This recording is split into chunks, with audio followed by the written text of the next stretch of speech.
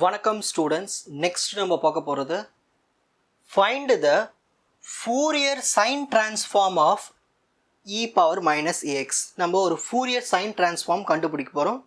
அவங்க கொடுத்த function e power minus ஏஎக்ஸுக்கு இதில் இருக்கிற ஏ வேல்யூ கிரேட்டர் தென் 0ன்னு சொல்லிட்டாங்க. அது மட்டும் இல்லாமல் நம்ம என்ன டெடியூஸ் பண்ணி காட்டணும்னா இதை அப்படியே நம்ம காட்டணும்.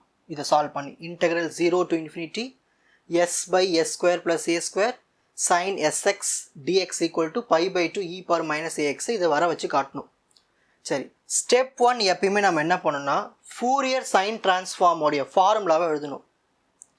கேபிட்டல் எஃப் இதான் Fourier sine transform of function F of X equal to root ஃபுல்லாக பண்ணணும். Whole root 2 by pi integral 0 to infinity F of X கொடுத்த function sin sx into dx இதான் ஃபார்முலா. இந்த ஃபார்முலாவை ஃபஸ்ட்டு எடுத்து எழுதிடுங்க. ஃபூரியர் சைன் டிரான்ஸ்ஃபார்ம் கேட்டாலே அதுக்கப்புறமா என்ன பண்ணணும்னா கொஷினில் என்ன ஃபங்க்ஷன் கொடுத்துருக்காங்க இ பவர் மைனஸ் ஏஎக்ஸ், அதை எடுத்து இந்த எஃப் ஆஃப் எக்ஸில் சப்ஸ்டிட் பண்ணணும். அதை எடுத்து என்ன பண்ணணும் இந்த எஃப் ஆஃப் எக்ஸில் சப்ஸ்டிட் பண்ணணும். இங்கேயும் இதுலேயும் இது ரெண்டுத்துலேயும் அதான் அடுத்த ஸ்டெப்பு. ஓகேங்களா? So root of 2 by pi integral 0 to infinity இங்கே என்ன இருக்கீங்க எஃப் ஆஃப் எக்ஸ் இருக்குது. ஸோ அந்த எஃப் ஆஃப் எக்ஸுக்கு கொஷினில் கொடுத்தது எழுதணும் E power minus A X. Next sin sx into dx. So sin sx into dx எழுதியாச்சுங்களா? இப்போ நம்மக்கிட்ட ஒரு ப்ராப்பர்ட்டி ஒன்று இருக்குது. Integral 0 to infinity e power minus A X sin bx dx இருந்துச்சுன்னா இதை நம்ம எப்படி எழுதலாம்னா b by a square plus b ஸ்கொயர்னு எழுதலாம்.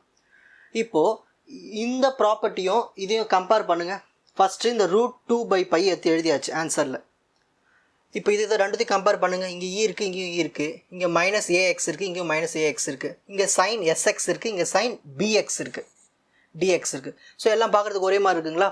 ஸோ இதில் வந்து ஏ இருக்கிற இடத்துல இதுலேயும் ஏ இருக்குது, இதுலேயும் ஏ இருக்குது. அப்போது ஏ பிரச்சனை கிடையாது. நெக்ஸ்ட்டு இதில் எஸ் இருக்குது, ஆனால் இதில் பி இருக்குது.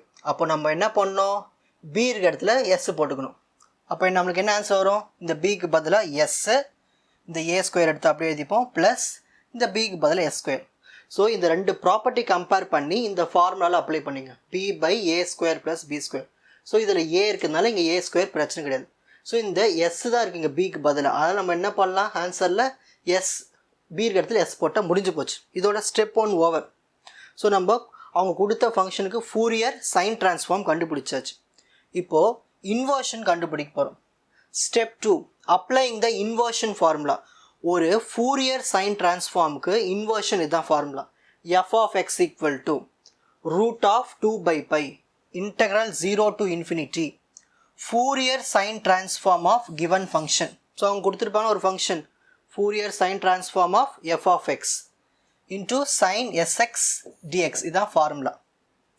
இப்போ அடுத்த ஸ்டெப் பாருங்கள். எஃப் ஆஃப் எக்ஸ் எழுதிக்கலாம், இதையும் எடுத்து அப்படியே எழுதிக்கங்க, இந்த இன்டெக்ரல் எடுத்து அப்படியே எழுதுங்க. இந்த f s of f of x step 1ல் கண்டுபிடிச்ச ஆன்சர். இந்த ஆன்சரை எடுத்து அப்படியே இங்கே சப்ஸ்டிட் பண்ணிவிடுங்க. பக்கத்தில் இருக்க சைன் எஸ்எக்ஸு டிஎஸ். இப்போ அடுத்த ஸ்டெப் ரொம்ப easy. Root 2 into root 2 2 root pi into root pi pi integral 0 to infinity s by a square plus s square sine s x d x. இப்போ அடுத்து என்ன பண்ண போகிறேன்னா இந்த 2 by pi இருக்குங்களா இது அந்த பக்கம் கொண்டு போயிடுறேன். அந்த பக்கம் போயிடுச்சுன்னா பை பை 2 ஆகிடுமா?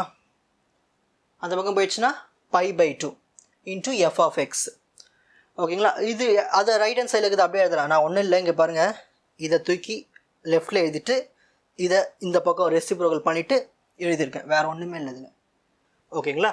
இப்போது f of x last step கொஷினில் எஃப் ஆஃப் எக்ஸ்னால் கொடுத்துருக்காங்க இ பவர் மைனஸ் ஏஎக்ஸ். முடிஞ்சு போச்சு, அவ்வளோதான். இதை எடுத்து இங்கே எழுதிட்டு equal to pi by 2 e power minus X.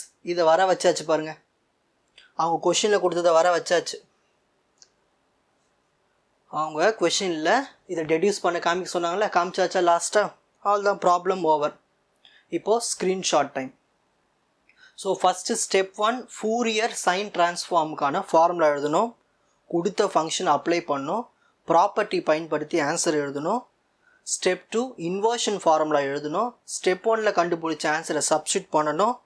அப்புறம் ரைட் ஹேண்ட் சைடு கொண்டு போயிடணும் கான்ஸ்டன்ட் எல்லாத்தையும். அப்புறம் லாஸ்ட்டில் கொஷினை கொடுத்த ஃபங்க்ஷன் அப்ளை பண்ணி அவங்க கேட்டதை டெடியூஸ் பண்ணி காமிச்சிடணும். அவ்வளவுதான். உங்களுக்கு இந்த கண்டென்ட் ஈஸியாக புரிஞ்சிருக்கும்னு நினைக்கிறேன். வாட்ச் அதர் எபிசோட்ஸ் இன் த appropriate playlist. Four G silver academy, strength, success, clarity. வணக்கம்.